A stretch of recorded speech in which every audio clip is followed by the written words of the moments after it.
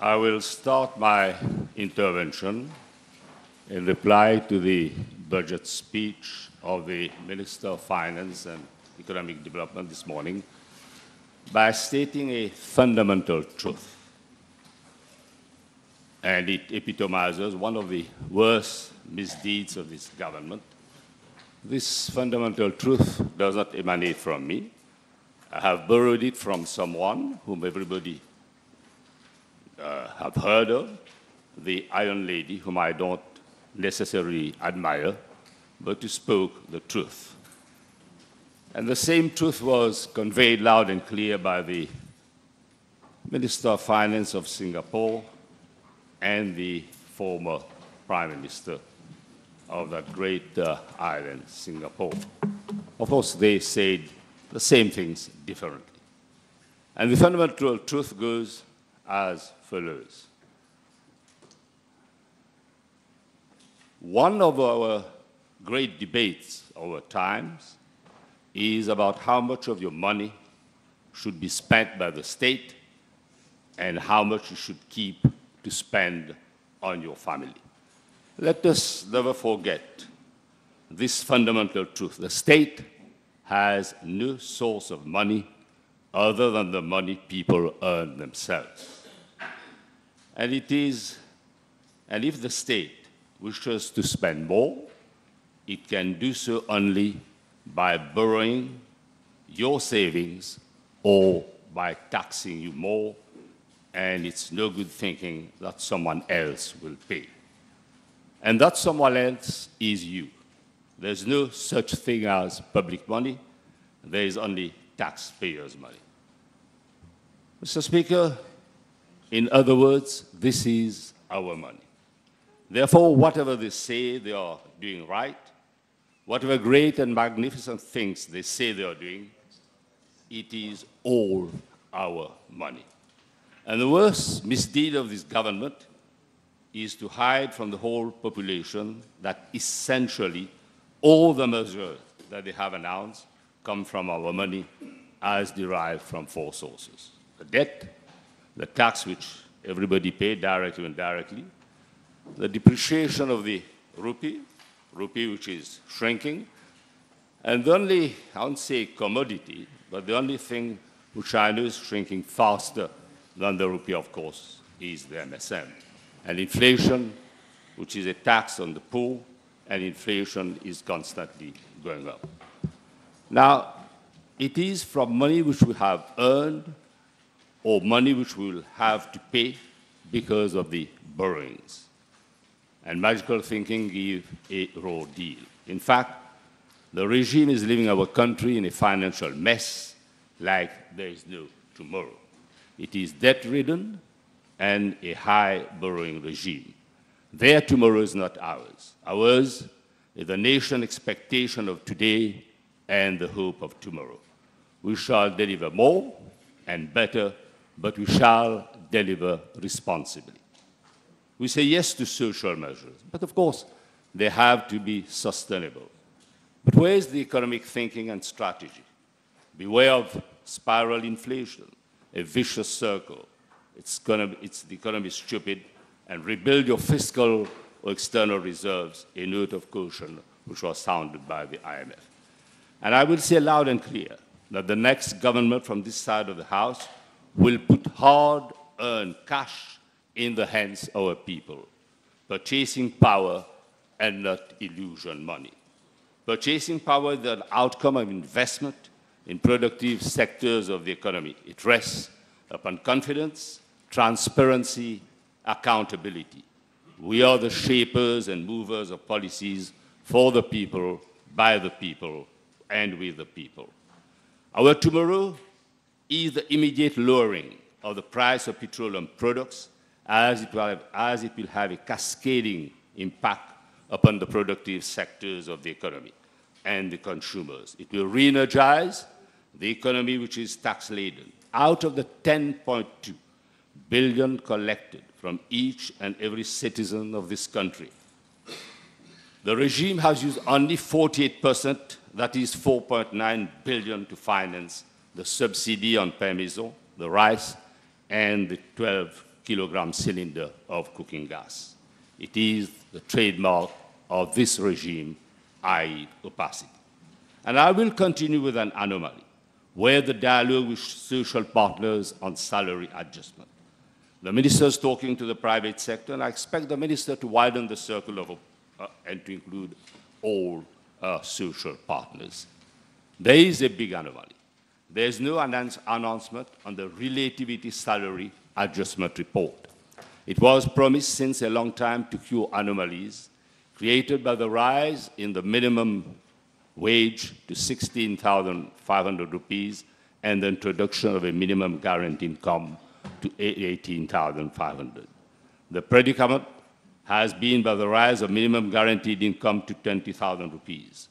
Unattended, unresolved, it will create a significant anomaly. It goes all the way through salary ladder and applies to both public and private sector employees. There are 427,000 workers who are seeking and expecting redress. They are right. If minimum guaranteed income is brought to 20,000, representing an increase of 7,925 from 12,075 in 2022, surely someone who earns 20,000 or more legitimately expects a salary adjustment. Who would want to be a police officer on the basic salary of 18,250 and be bonded for 5 years? Last year, it was announced 1,000 would be recruited, and only 675 young police officers were enlisted, and 25 had already left. Temptation is there over meager salaries. Young graduates hardly earn more than 27,000 rupees, and there's no mention in the budget to review the salaries. As for those who are self-employed, they are the forgotten thousands. No financial support at all when they're out of work. It's a time bomb ticking. Diffuse it, make no mistake. The bulk of our workforce is on a warpath. They have seen what you did, what the government did to the employees of Air Mauritius, who were forced to go on an early retirement, foregoing part of their pension. The CB employees know their pension fund is depleted and don't tell workers, take it or go to the redundancy board. Bear the consequences. The sooner the Prime Minister calls a snap election, the better. Cheap labor from overseas should not be to the detriment of a workforce. No citizen, male or female who is employable, should be left behind. Mauritius should not be an overcrowded barracoon of foreign workers. Yes, to matching of skills, where there is a shortage, may brain drain into brain gain. Foreign workers have rights, and the employer cannot have a field day. The law may be an ass, but the labor law cannot be an ass vis-à-vis foreign workforce. We are signatory to ILO Convention on Migrant Workers. Let me remind our friends on government bench, the Labour Party, the architect of the modern-day welfare state. The regime is using surreptitious means to dismantle the welfare state to serve the interests of their friends and cronies in the insidious privatization of healthcare and education. Slowly and surely, killing welfare state softly and gently. The taxpayers have a right to welfare state, and state has an obligation to deliver. The public-private institutions have to have a symbiotic relationship. They have to level up towards quality and delivery of services. Notwithstanding free education, free transport, free health services, Labour gave free dialysis to patients. It was denied by the MSM government. MSM wanted to do away with universal pension. It favored targeted approach. There was a huge outcry, and the government recoiled from its decision after the PNQ asked by the then leader of opposition, Dr Ramgulam, set the record right. Who was Prime Minister then? Pravin Jagannath was Prime Minister. The MSM has done away with contributory pension. Order. I will entertain only points of order. Yeah, Finance Minister. Yeah, I'm sorry. Finance Minister, he was. But he was responsible, he was fired. I tried to elevate his status, he doesn't deserve it. You said it, you don't want him to be elevated. But the Minister of Finance was responsible. Mr. Speaker, the MSM has done away with contributory pension, the NPF, to be replaced by tax contribution sociale généralisée, the pay-as-you-go. The MSM has to bear huge responsibility. Contribution sociale généralisée is a tax pay-as-you-go, which brings in 13 billion annually. It has to be pro-poor and pro-poor indeed. It is not the first time a regime has faced a crisis. I've been in this temple of democracy since 1987. I have listened to budgets delivered by many ministers of finance. They justify the giveaway or takeaway in full compliance of macroeconomic factors, that is sound monetary and fiscal consolidation with fiscal buffers. We faced food, feed, and fuel crisis in 2008. COVID crisis may be more unprecedented than others, but a crisis is not an opportunity to raid the bank, to be fraudsters, banksters, and certified crooks. The Minister of Finance will make the political exit, his political exit, as a fiddler. Even the integrity of CSO, the Central Statistics Office, stands doubtful. Yet IMF and World Bank rely on figures of Central Statistics Office. There should be no fiddling of debt, growth, inflation, and there no fiddling of debt, growth, and inflation with camouflage the mess. The overinflated GDP is a case of magical accounting for the regime. The regime has fiddled to increase growth as a percentage of GDP and to lower budget deficit. The global business has not been ripped from the GDP. The Republic of Ireland, with its offshore or global business, was denounced by IMF and other agencies. Is it not? I'm sure the minister would agree. And I would like to refer to an article, or rather a program, which was made by Resistance and Alternative. And they dedicated an entire program on manipulation of GDP. And it has been vehemently denounced also, this manipulation of GDP by all our friends from extra-parliamentary parties. Mr. Speaker, it was the former Minister of Financial Services, Mr. Kushram, who was the first to flag it. For my part, I deplore the misleading emphasis of the Honourable Minister on GDP growth when he claims at paragraph 12 of the budget speech, and I quote, "We registered a strong GDP growth rate of 7% in 2023, followed an exceptional growth of 8.9% in 2022. In fact, our GDP per capita was USD 11,409 in 2019 to USD 11,417 in 2023, according to the latest IMF report. This is less than 1% GDP growth per capita over 4 years. It is more of a mirage and far from a miracle. The regime, of course, will make the most of a news budget from last financial year. I grant you, there is some tax buoyancy from inflation and depreciation of rupee and proceeds from tourism, construction, and financial services. Depreciation of the rupee and inflation is at the expense of the poor, the lesser poor, and the middle class. The corporate sector is lapping it up from the huge bonanza of MIC, and paragraph 135 of the budget is another sweetener for those alleged who are too big to fail. And then what? Spiral inflation is a vicious circle. Raiding the central bank printing helicopter money will not solve the problem. The 150 billion rupees taken from Bank of Mauritius is a debt burden for taxpayers. If they allege recovery of the economy is from productive sectors, why did the regime, on 2 successive years, 2022 and 2023, raid the reserves of the bank by $1 billion US? $2 billion US withdrawn from the central bank. there is a shortage of foreign currencies. Importers of commodities and parents whose kids are studying overseas are desperate. The purchasing power of its citizens has gone down by 34% from 2019 to March 2024. The poor have become poorer, and the middle class have to walk between the anvil and the hammer. They deserve better. For God's sake, we want purchasing power, no to illusion money and poverty. For how long can the working class survive on the crumbs that fall off the master's table? The Minister of Social Integration of Social Security knows only too well social integration is a far cry from reality.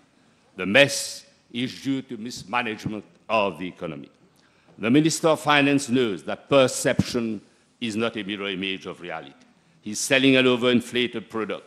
A survey conducted by the reputed firm Analysis Qatar on Consumer Confidence Index showed that 64% of persons have voted to say a climate of pessimism is prevailing. It's a massive vote of no confidence in a regime on the decline, Mr. Speaker. Synthèse Express reveals that 70% of the population is dissatisfied and a sizable number of housewives and dread going to super and hypermarket. 65% of our imports is in dollar, and the rupee has nosedived by more than 29% vis-à-vis the dollar. The cost of living is prohibitively high. It is a winter of growing discontent. No one should be subservient to IMF and World Bank, but the findings of the reports cannot leave us indifferent or insensitive. Let us put aside IMF, World Bank, Moody's Credit Ratings Agency for a moment. Ask a simple question.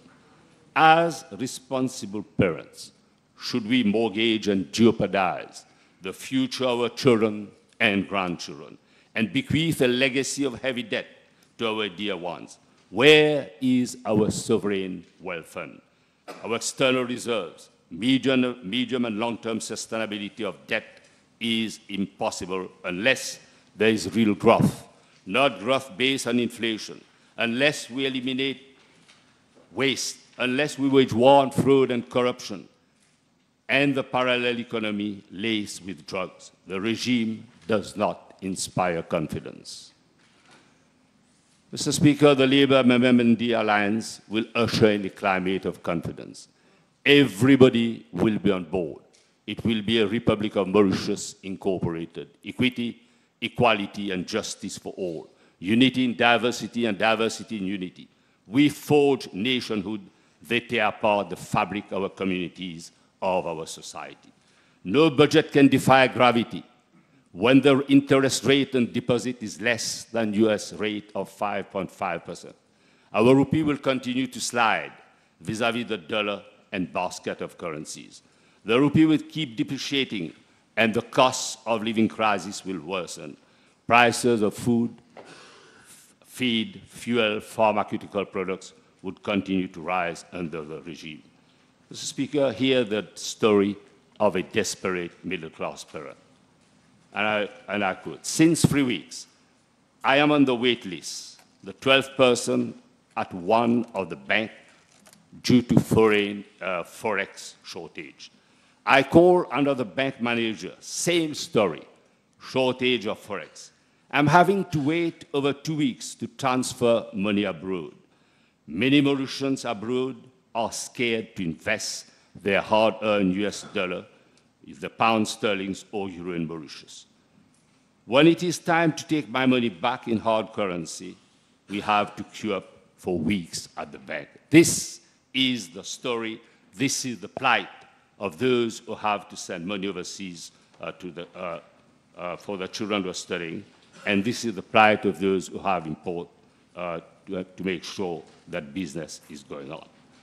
Mr. Speaker, the electoral budget is being introduced against mounting debt, a yawning trade deficit, and collapsing public services. The message is clear.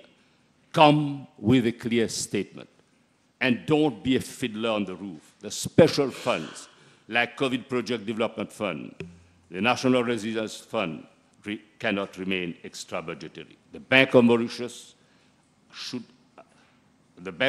Act should be amended to phase out MIC, no more a shareholder of MIC.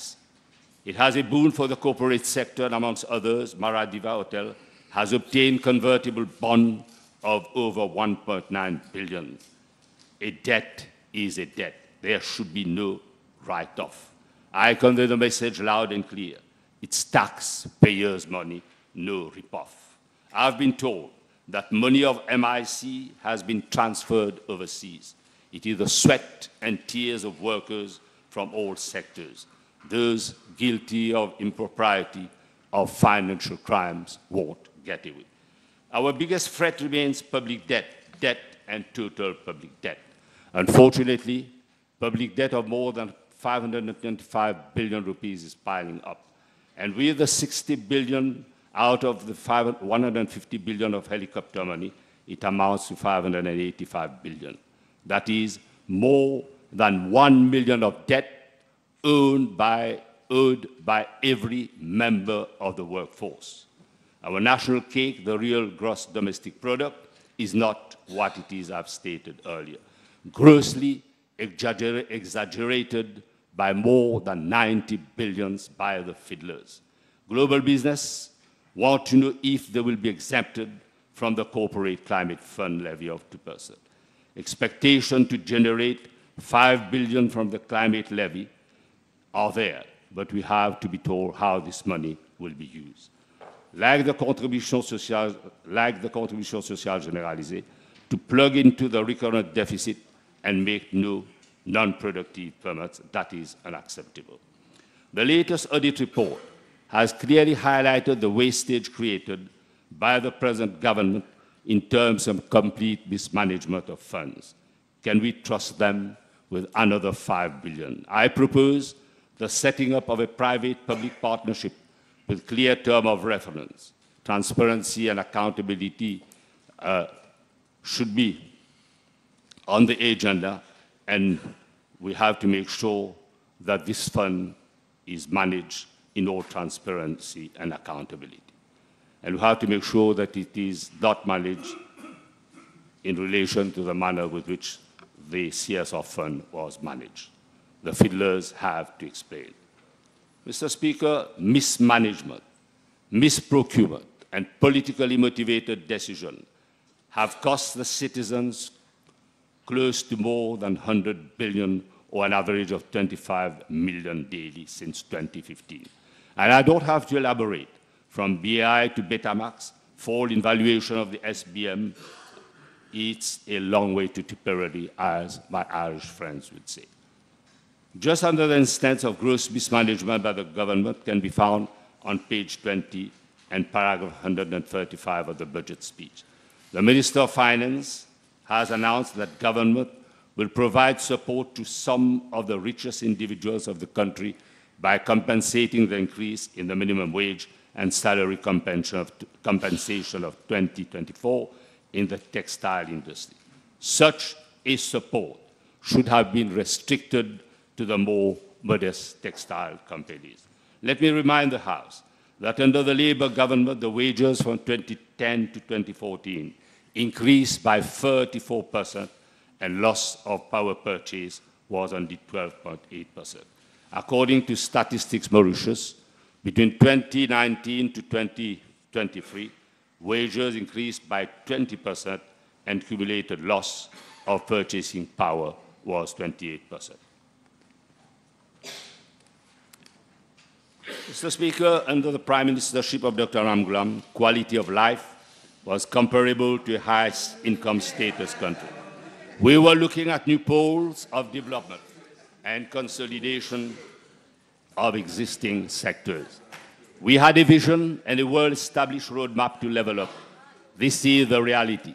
When we come back to power after the next general election, we will create growth. Yes, growth from productive sectors, growth from new pillars would be more than 7%, unlike the MSM, which manipulates and creates artificial growth. Since 2015, it has been a decent into chaos. Where the capacity to pay? It is not because government is hard up that overtime of civil servants would not be paid. Payment of overtime is long overdue. Police and other officers in essential services are waiting to have their overtime payments. The Minister of Health is hard up for cash payments. Government owes more than $1 billion to suppliers of food, drugs, and medicine. I owe you the mantra of the Minister of Health, and they are those from the private sector and who feel aggrieved or suing government for failing to honor its debt obligation. Mr. Speaker, I met an elderly couple the other day, and they told me that their pharmacy bill is 12,000 rupees monthly.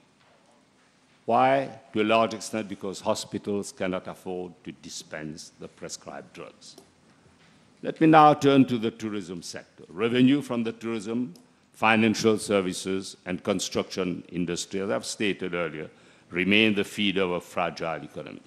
And I will later comment on the vulnerability of the financial services and speculation on properties. Unlike other tourist destinations, our tourism sector was late to take off after COVID.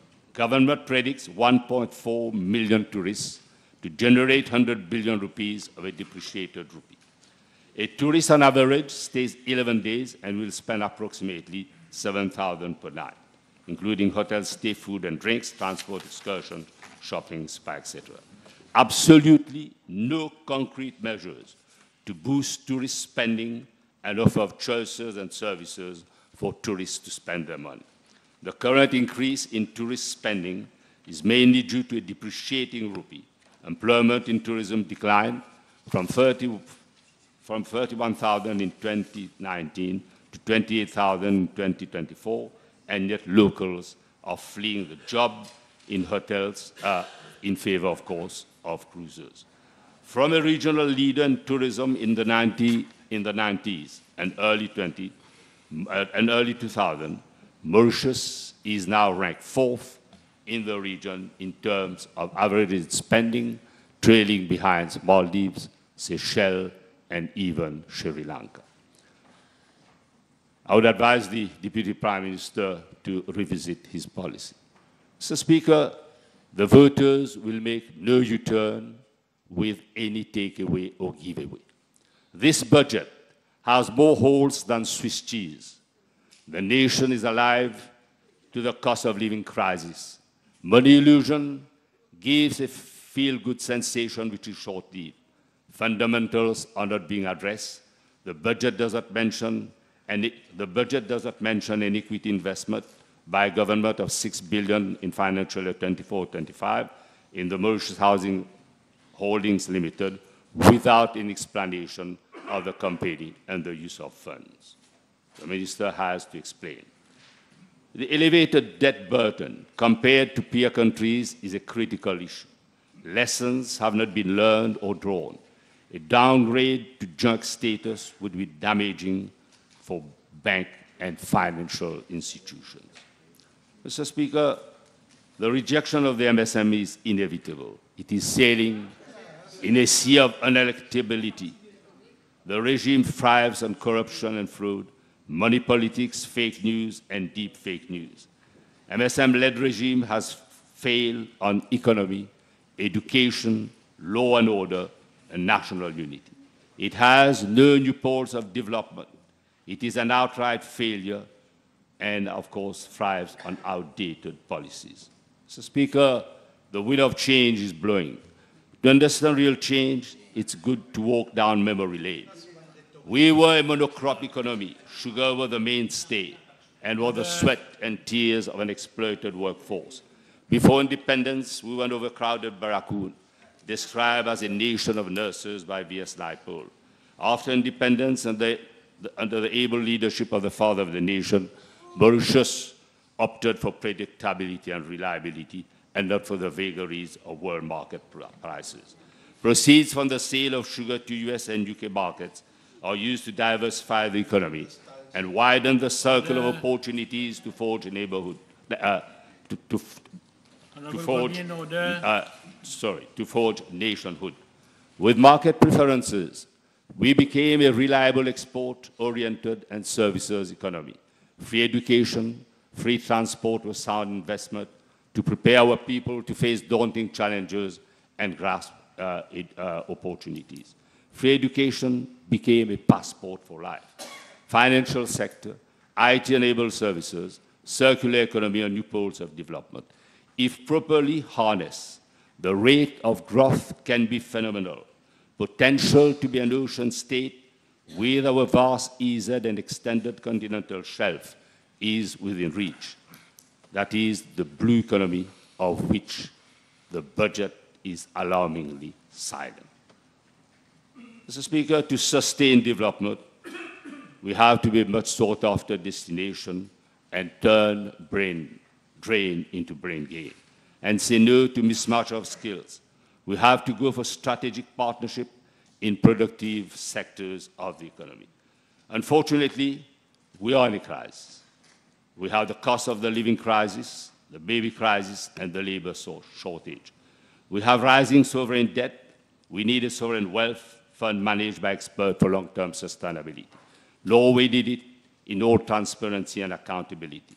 But the emergence of a parallel economy laced with hardcore drugs is a threat to our society. Gang violence is showing its ugly head. At one time, the talk of the town was whether India would write off the concessionary loan extended to Mauritius. Mr. Speaker, let us wait for the return of the Prime Minister. The MSM saw a dream that will not be fulfilled.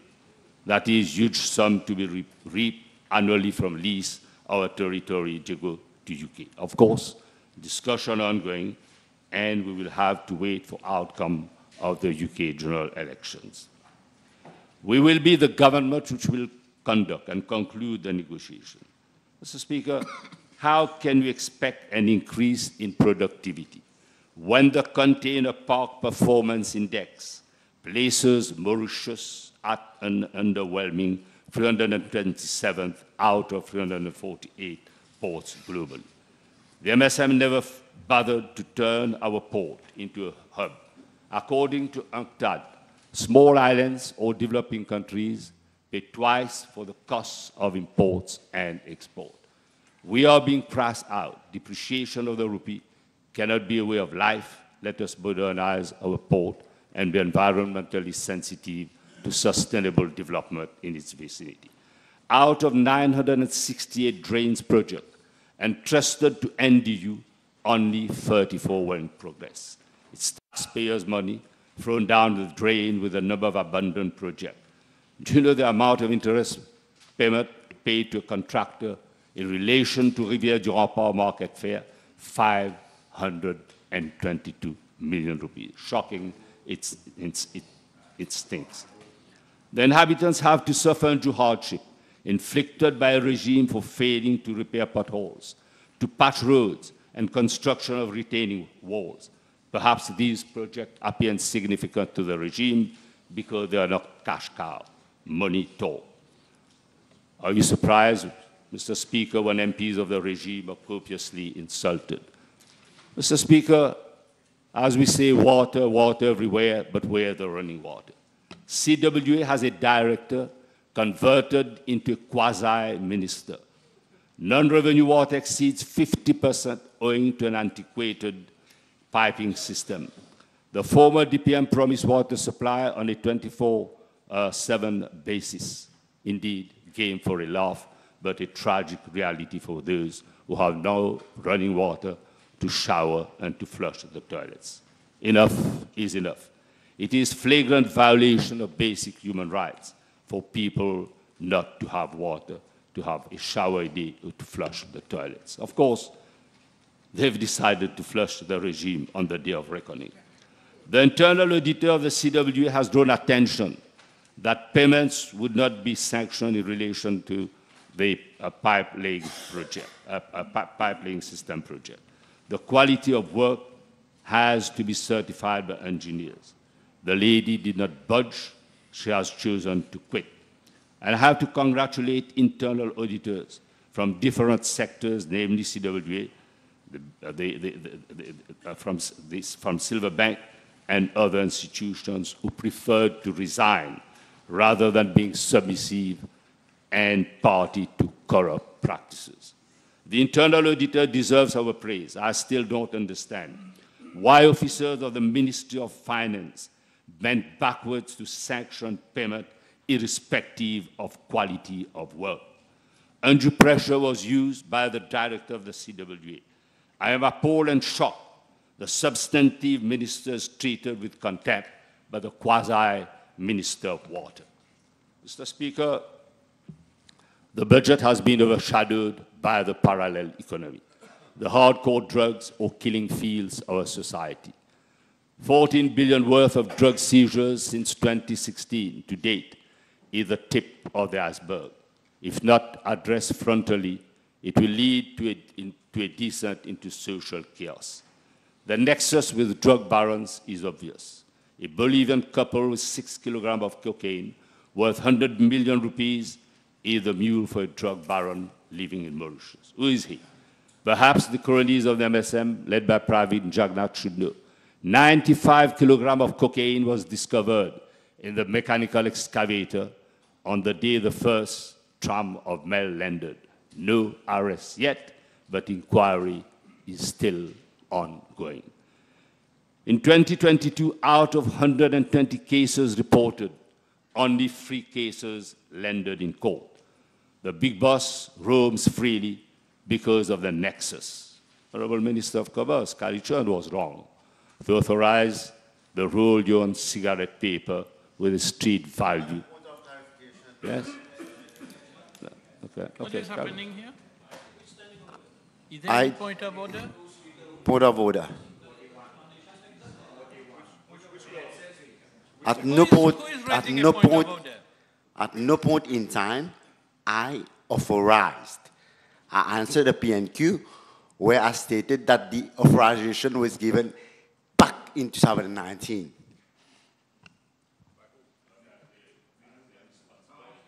As a responsible minister, you should have seen to it that this should have been shelved and measures taken to make sure that there is no roll your own cigarette paper. I've read your reply. I've read your reply. You have to bear your responsibility.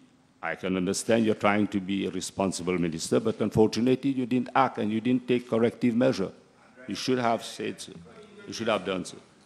Mr. Speaker, Labour-led government will be ruthless and merciless towards drug barons.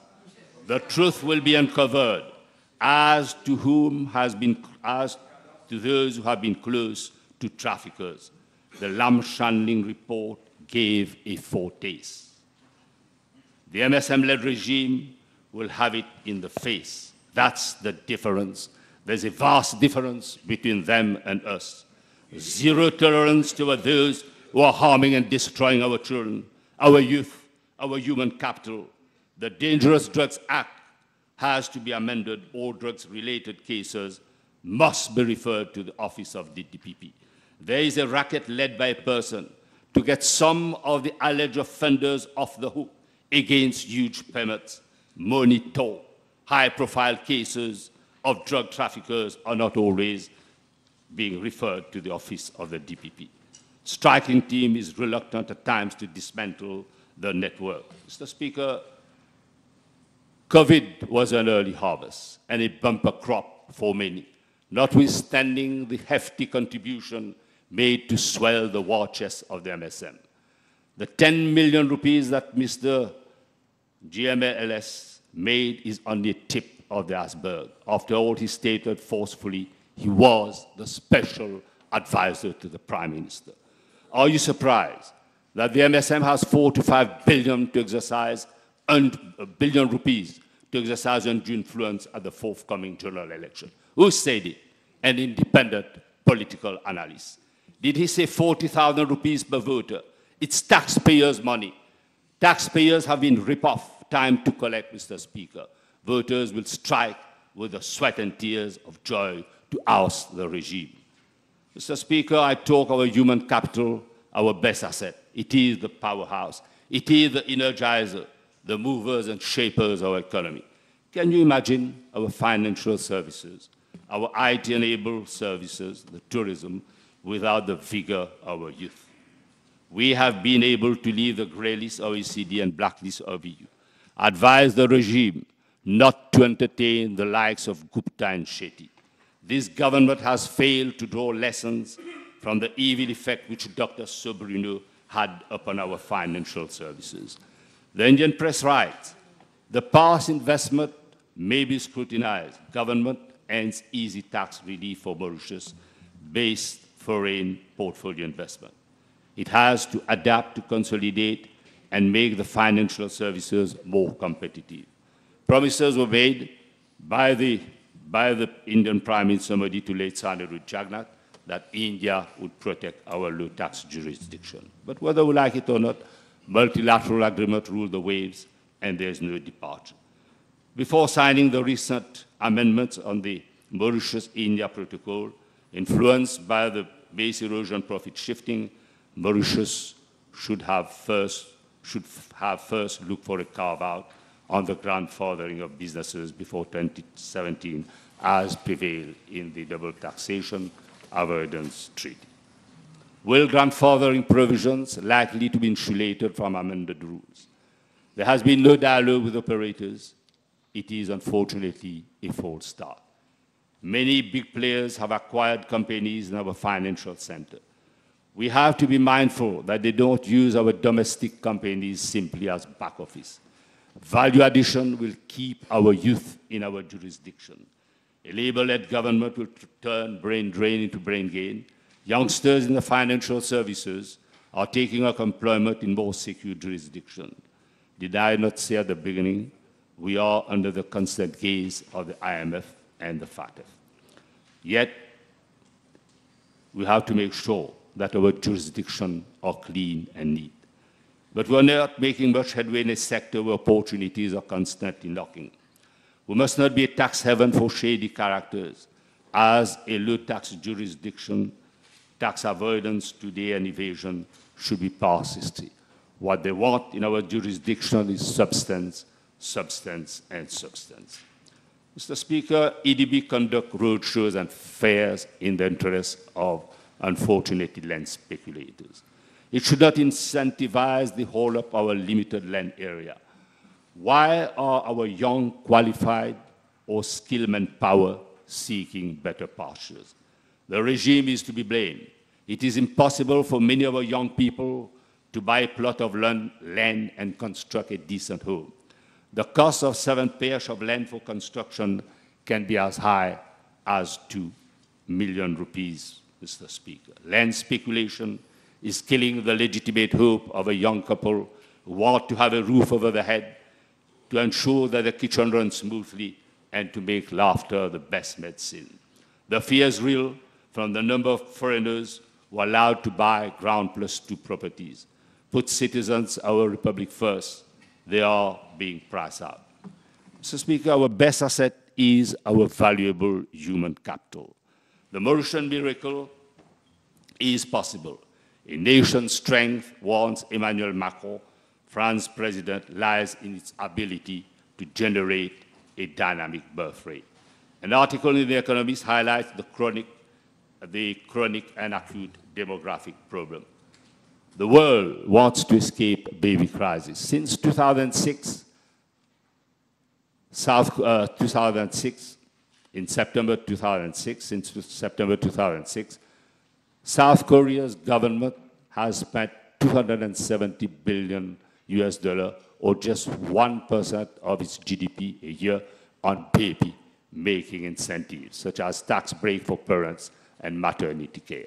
Year in, year out, IMF reminds us that the impact of our demographic problem will impact upon our PRB and social aid. Our actuarial team recommended a host of reform.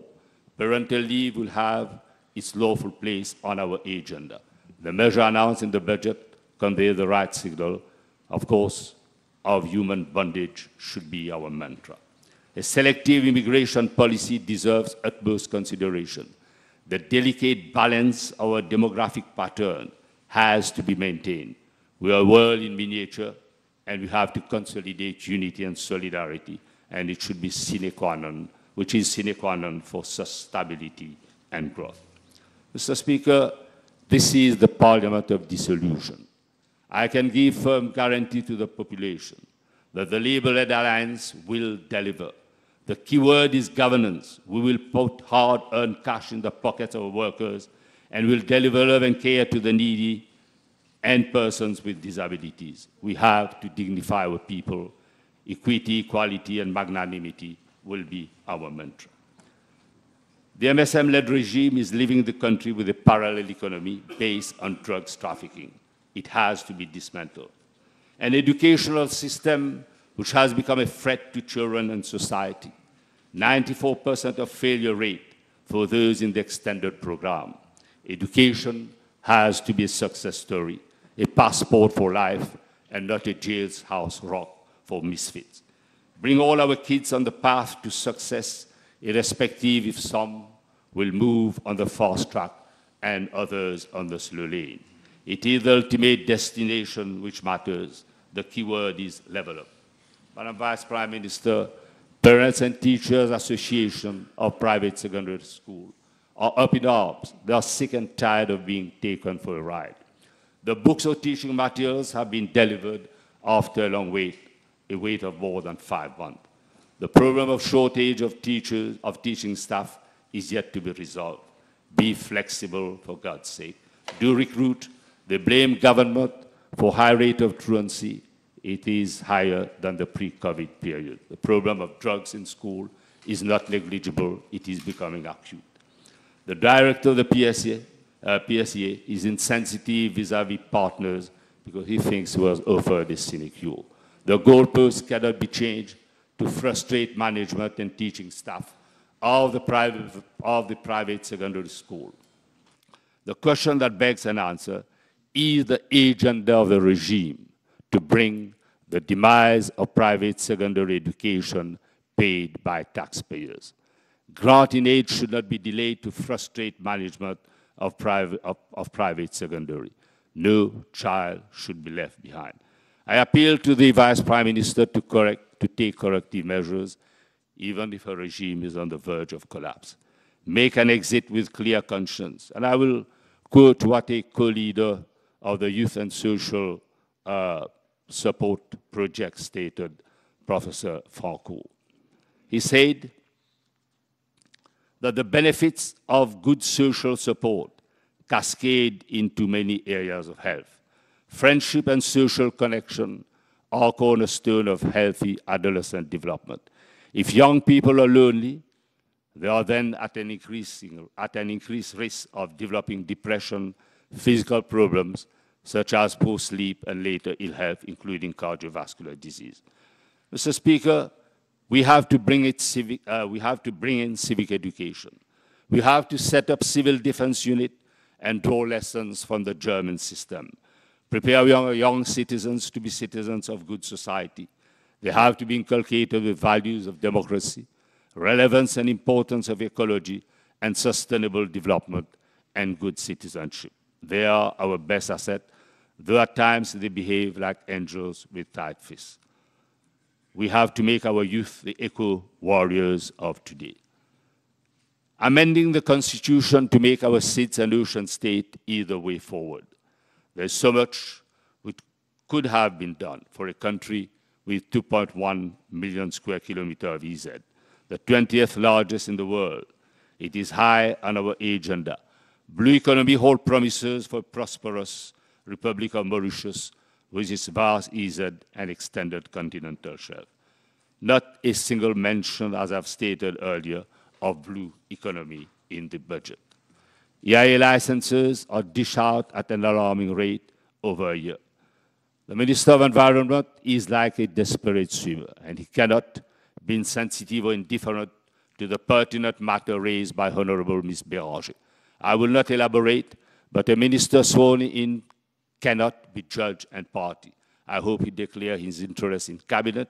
We in the opposition are monitoring. La Chambre de Notaire cannot act like the three wise monkeys. It would be unwise. Mr. Speaker, let me turn to agriculture. Who cares about encroachment on prime agricultural land? Who cares if our food bill is more than 60 billion rupees? Where is our policy to produce what we eat and eat what we produce? This is no longer a priority for Ministry of Agro-Industry and Land Scope. Where the policy for rehabilitation of abandoned agricultural land? Smart agriculture is a foreign dream. Sugarcane remains a good carbon dioxide cleanser. The Minister of Finance announced that planters would obtain 30,000 rupees per ton of sugar. But the minister has to tell us what is the ex-syndicate price, whether additional money is going to be obtained from special sugars. The price obtained has to be aligned. The number of planters is declining. There are 8,000 planters only and many absentee landowners. Measures announced to rehabilitate land, but let us pray and hope.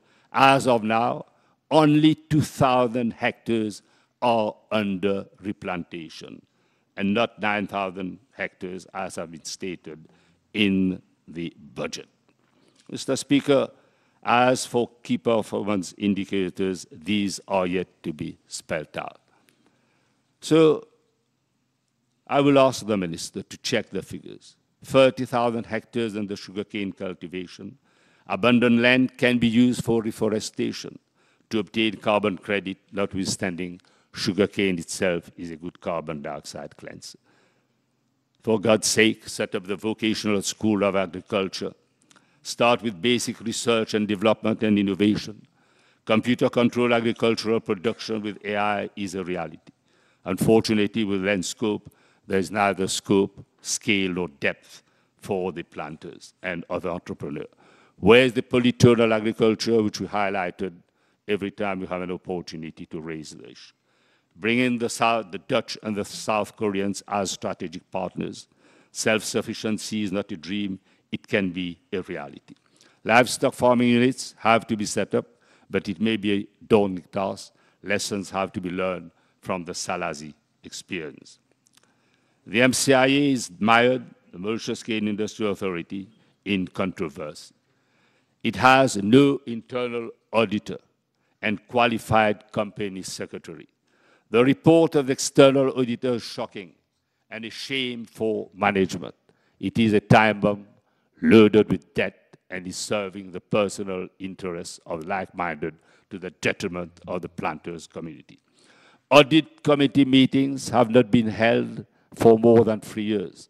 The last one was on the 23rd October 2020. Up to the 21st April 2023, nothing has happened. Procurement procedures are flawed, and nothing is posted on the Public Procurement Office portal. I've been told tender for construction of warehouses to store bagged sugars have been launched. By a date of magic, the cost of construction of 3 warehouses has escalated from 200 million to 500 million rupees for construction of only 2 warehouses. I've been told that the chief executive is a designated candidate for MSM. Let me turn to the floodgates of financial scams. Since 2015, the regime has been a floodgate of financial scams. I will highlight the corrupt privileges extended through surreptitious amendment of the finance bill. Who are the beneficiaries? Banksters, fraudsters, cronies of the regime. Do the name of Sobrino, Shetty, Gupta, and Lioti ring a bell? Banking license is granted easily with high risk. Money talk.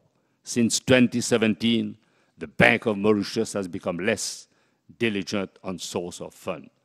I demand that the Prime Minister provide an exhaustive and transparent explanation of the circumstances surrounding the approval of Mr. Sobrino's application. The Prime Minister's office is alleged to have manipulated existing regulation to facilitate the approval of Sobrino's investment banking licenses. This included legislative changes that allowed the Financial Services Corporation to issue licenses for investment banks, bypassing the Bank of Mauritius, which had previously refused to grant Sobrino a banking license due to his controversial background. These legislative adjustments were seen as tailor-made specifically to accommodate Sobrino's application, further indicating undue influence. Prime Minister should take unqualified responsibility for any and all the consequences that may arise from this shocking lapse in judgment. The stories of Silver Bank will be told. Why is the minister unwilling to reply to legitimate PNQ? Secrecy and the provisions of Section 64 of the Banking Act and Section 26 of the Bank of Mauritius Act is used to hide the grant of licenses, to give unsecured loan or to loan them money. Is it with the protection of the governor of Bank of Mauritius, recently elevated to the status of Grand Commander Star and Key of the Republic of Mauritius? The Minister of Finance chose to insulate itself. Sorry, not the Minister. The Minister of Finance chose to insulate himself from the provisions of the Banking Act. Why? Who are the beneficiaries? When the empire is on the verge of collapsing, it will introduce the most corrosive pieces of legislation surreptitiously in the finance bill, Mr. Speaker. An investigative journalist, Mr. NJ, on the 23rd of May 24, made shocking revelation on how depositors of ex-Banyan Tree Bank were coerced to sign a deposit retention agreement to transfer the deposits to Silver Bank. Biggest financial scam, heist with no certainty that taxpayers' money will be returned. A regime of banksters and fraudsters aided and abetted by those at the helm. Do you know of any central bank which has allowed cronies to have loans without guarantees while auditing the account of a bank? How much unsecured loans have been extended to Mr. and Mrs. Gupta and others? 8.8 billion rupees yet to be accounted for. A journalist from UK, from the Times of UK, and the name I won't drop, is investigating the case. The alleged import of nickel sold to Trifigura by Gupta was all but nickel. A character shady and uses his wife as an accomplice. And I've been told that the gentleman, when he made a visit to Mauritius, he was given VVIP treatment. The unfettered powers conferred upon the Financial Crime Commission are being challenged in the Supreme Court by the Office of the DPP. The Financial Crime Commission, unfortunately, has become the political arm of the executive to strike at all political opponents. It cannot remain a gray area. A Labour member, Nouveau Democrat, will repeal the Financial Crime Commission to introduce a fiercely independent Syrian fraud office. Mr. Speaker, let me now turn to the health sector. Not everybody can throw taxpayers' money. The millions of rupees from purchase of ineffective ventilators. One may say, who cares when it's taxpayers' money? Prime Minister chaired high-powered emergency committee. He stated the requests came from Minister of Health. I'm not saying that he had a selective memory, and he should tell the House, but the population has a right to know who gave firm instruction to doctors to approve the acquisition of substandard equipment. I know of a specialist who quit. She felt sick because of coercion. The consultant anesthetist told the Minister of Health he would not approve the purchase. Are we surprised that the biochemical engineer stood up to the Minister of Health and told him to seek elsewhere? There will be an inquiry. The successive reports from the Director of Audit since 2021 have given hate over many untold stories. Emergency procurement during COVID was a festival and a bonanza for cronies of the regime.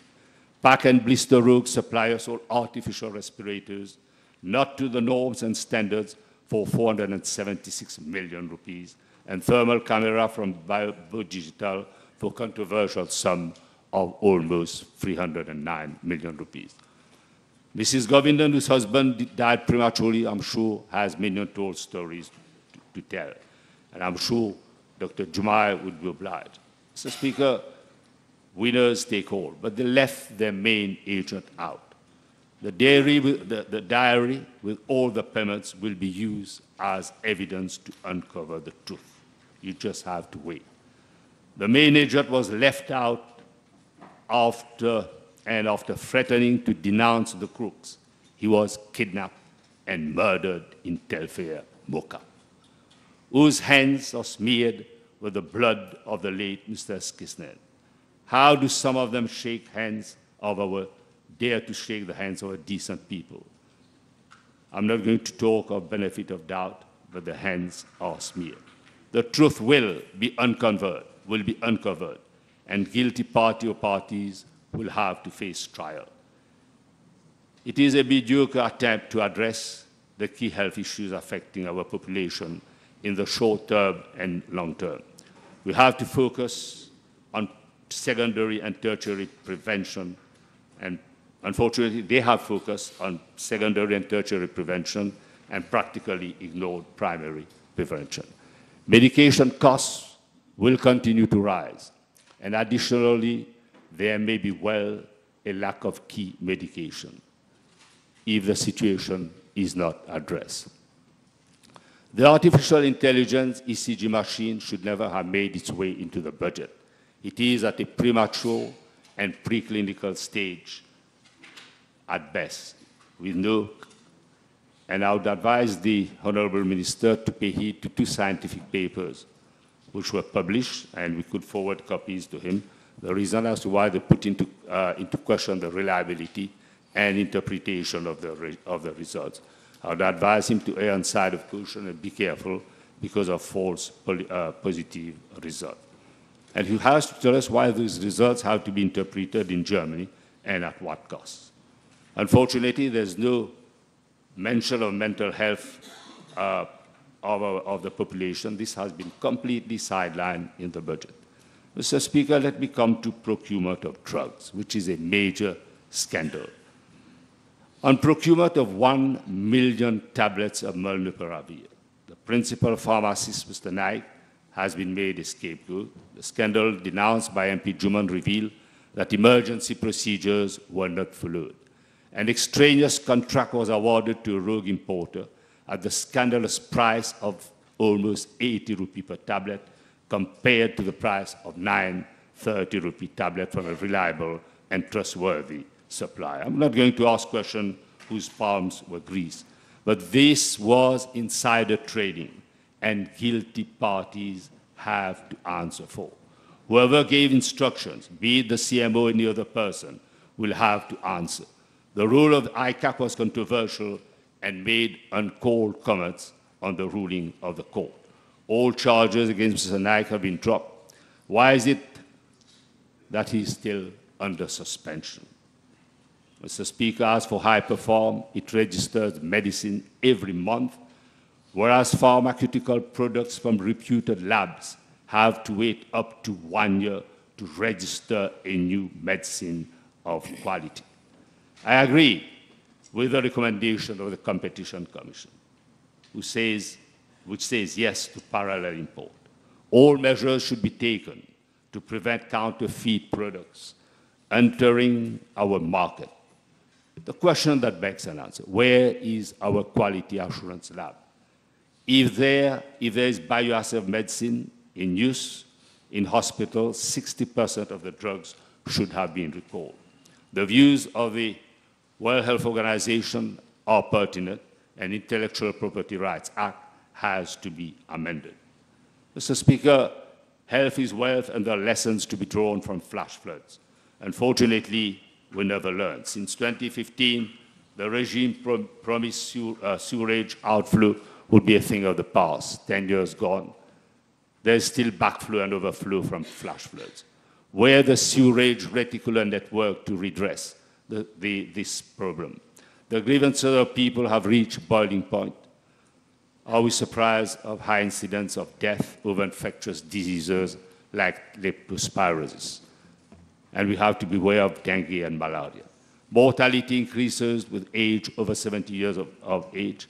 Other groups at increased risk of severe illness include pregnant women and also patients with chronic diseases such as renal disease, cancer, chronic lung disease, liver disease, and diabetes, as well as immunosuppressed patients.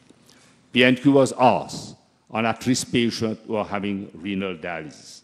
Neither the report of the fact-finding nor findings of the Medical Negligence Standing Committee has been rendered public. But the Minister of Health stated that the error was administrative, a major flaw indeed which cost the lives of 11 patients. Compensations to the bereaved families are long overdue, Minister. Renal replacement therapy is an important treatment for patients with renal failure due to leptospirosis. In severe cases of leptospirosis, renal replacement is required in just over 30% of patients. Have we projected an increased need for dialysis if we have an epidemic? Planning for these eventualities in advance will be best, of course. Mr. Speaker, let me turn to the People's Turf Public Limited Company. We are told that it will surrender its horse racing organizer license. But the gentleman is 2 furlongs ahead of the pack.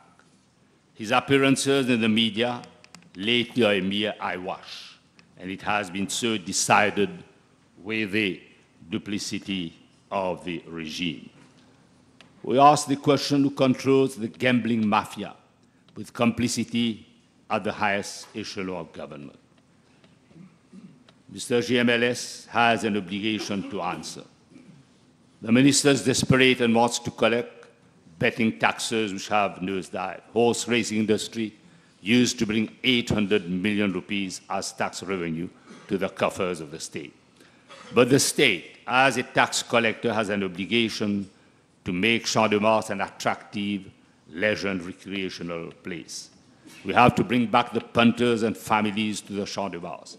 Yes, we can do it, and I agree that MTC cannot be judge and party. It cannot be impervious to change. MTC has to prepare a credible plan to turn things around. There are huge financial constraints, but it needs to find the resources to turn things around, and I'm sure MIC can act as a facilitator. We in government will see to it that HRD and GRA, Gambling Regulatory Authority, are fiercely independent and the findings of the Paris report implemented. The MTC will organize horse racing. Mafia rule and cruelty to animals cannot be tolerated. I don't have to elaborate, but I issue a note of caution to the likes of those who fix races. They are people on the payroll of the PTP PLC. The Prime Minister has been informed, and he knows that GRA and subdivision HRD have to give answers. The number of horses found positive to various illicit or prohibited drugs is the worst form of cruelty. I hold the chairman of GRA and HRD responsible. Inquiry over nails spread over the racecourse remains the worst form of cruelty. The silence of the former Minister of Agro-Industry and Attorney General is shocking. Two offenders will have to bear the consequences. First, who gave instruction to bouncers to intimidate and harm members of the Portuguese Tennis Club, to evacuate the club. The MSM regime is largely responsible for the total mess created. The professional squat and bluff master has to quit and return the Portuguese Lawn Tennis Club its location, which I think he did. The free MP of the constituency number 2 have acted without fear, and the fight is on to enable residents from deprived areas to exercise their legitimate rights. They will play soccer and take the leisurely strolls. We have to say hell with the people's turf and its mob. We say no to mob rule. It is not because it swells the war chest of the MSM that it should get away. There is substantial evidence that people of the GRA and the RRA act to give special and differential treatment to Mr. Jim Ellis. Mr. Speaker, law and order shaken and stirred. The rise in gang violence is of deep concern. With a high incidence of vandalism, how safe is our neighborhood? Is the police on the beat, or are they being beaten up? The law and order, as I've described, is largely subjugated by mafia close to the regime. The parallel drug economy with its milice has infiltrated political police and take for granted anything and everything. A Labour-led alliance will have to address the problem frontally, without fear and prejudice. Since 2015, acts of intimidation, harassment, violence are ugly features of our society, unacceptable. A panoply of measures ranging from appropriate legal and institutional reform will be taken, from police and criminal evidence to Sears Fraud Office and penal reform. There are miles to go. The judiciary should not be spared. L'île Maurice est le seul pays au monde où le même corps de juges siège en première instance et en appel. Dixit Sanjay Bakul. This has to come to an end. Mr. Speaker, I would like to take a moment and to acknowledge and commend the principal instance and unwavering commitment to transparency and integrity demonstrated by the majority of Mauritians. I also have to convey special thanks to the chairman of the Board of Investment, Oil and Scope Mauritius, and also former senior advisor to the Prime Minister. At least he has stood his ground firm.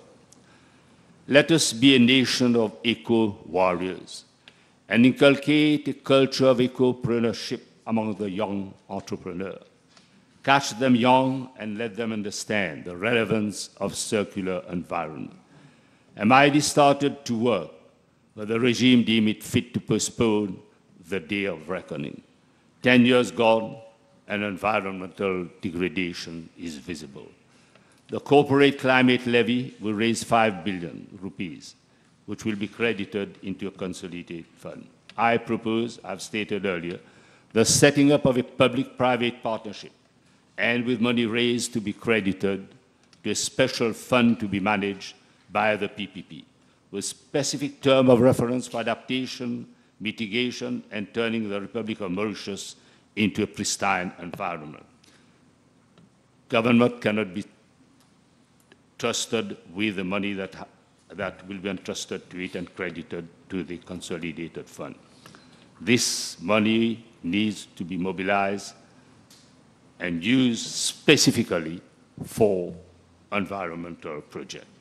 Mr. Speaker, the road to freedom in the age of AI is inevitable if technology is well harnessed.